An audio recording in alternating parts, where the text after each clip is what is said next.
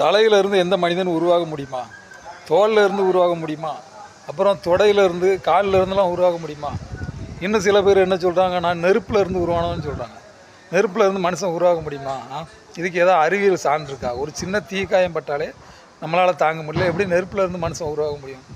இது மனிதனை கேவலப்படுத்துறது, கேவல சாதி அமைப்புக்காக இப்படி அல்லிருந்து பிறந்தா இல்லைருந்து பிறந்தா மனுஷனை கேவலப்படுத்திக்கிட்டு எவனோ எழுதி வச்சா ஒரு புராண கதையும் மூட நம்பிக்கை முட்டாள் தடத்தையும் இன்னும் நம்பிக்கிட்டு நம்மளை பெற்றெடுத்த தாயையும் கேவலப்படுத்திக்கிட்டு இருக்கோம்.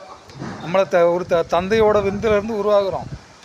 எல்லா மனிதனும் ஒரு தந்தையோட விந்து, ஒரு தாயோட கருவில் 10 மாதம் வளர்ந்து வாரான். இதான் மனிதனோட உருவாக்கம், இதான் சான்று. இதை தவிர வேறு சான்று இல்லை.